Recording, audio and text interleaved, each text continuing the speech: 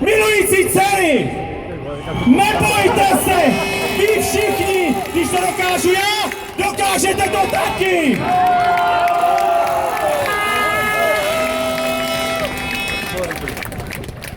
Co vám chci říct? Víme moc dobře, jaký islám je veliké nebezpečí. Co to všechno znamená? Mluvili o tom spousta řečníků. Co vám chci říct já?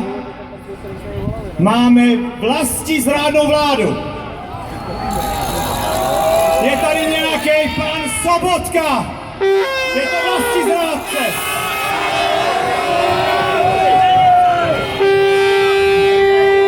No, to se mnou dobře nevypadá, ale já to zvládnu. Byl jsem na ambasádě Francie. Byla tam pieta. Přišel tam i pan Sobotka, byl tam pan Dienstbier. Sobotka je prase! Nechápu, co tyhle lidé tam dělali! Jsou to oni, co mají krev nevinných občanů Francie na svých rukách!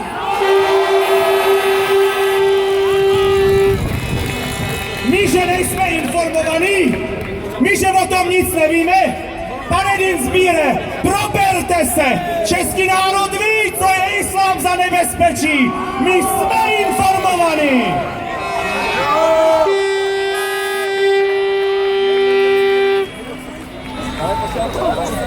Čtu tady NATO, Merkel, Evropská unie.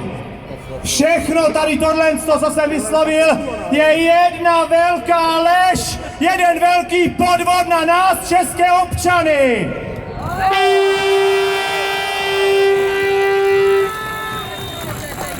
Uvědomte si, my nejsme stát, který vlastně si může dělat, co chce. My musíme poklonkovat. Chcete mě říct, že budeme poklonkovat Evropské unii a paní Merkelové? Chcete mě říct, že budeme poslouchat nějaké NATO, které rozkazuje nám, kam kdo co půjde?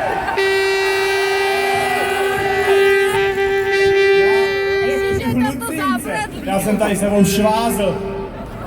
Jak jsem honem rychle pospíchal za vámi, no občas jsem to jsou já takový hůl. Přátelé, co vám říct? Říkám, jmenuji se Jiří Černohorský. Je mě 45 let a mám 26letou dcerku. Proto jsem toto začal. Mám strach o budoucnost, její budoucnost, o budoucnost jejich dětí. Mám strach o budoucnost tohoto národa a národa, který je hrdý národ a nedá se!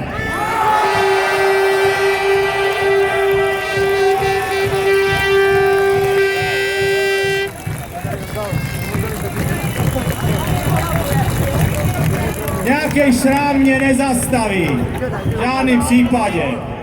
Nezastaví mě ani Sobotka, ani Dienstbier, ani Chovanec, ani Stropnický, ani Babiš. Nikdo z nich mě nezastaví.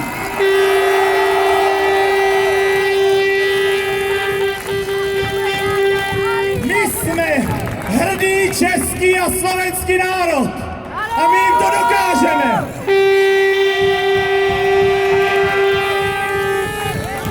Pane prezidente Zemane, děkuji vám za nás, všechny občany, že se nás zastáváte, že se nebojíte a že jim to dáváte těm vlastizrádcům pocítit!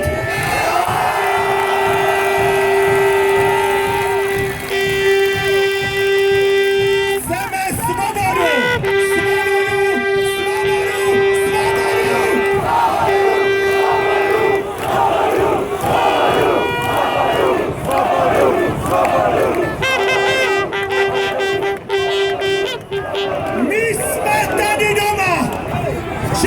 Čechy!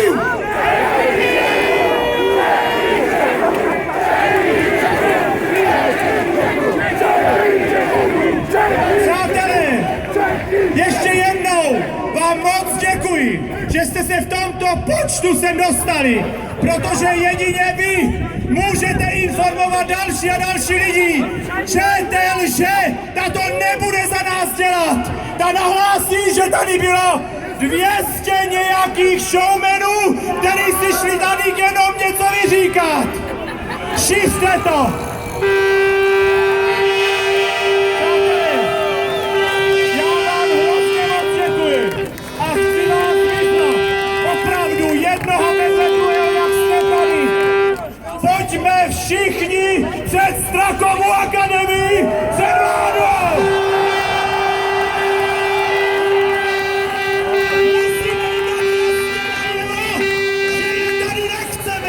Že vlastní zrádná vláda tady nemá co dělat!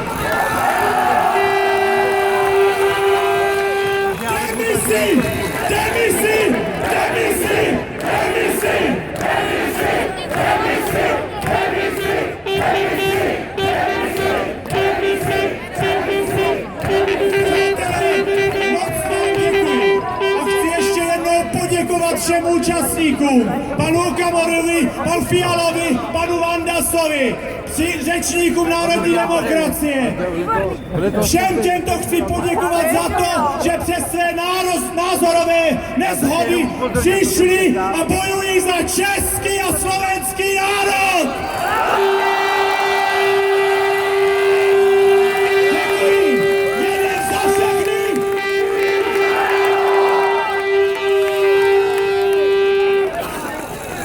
Tak jdeme.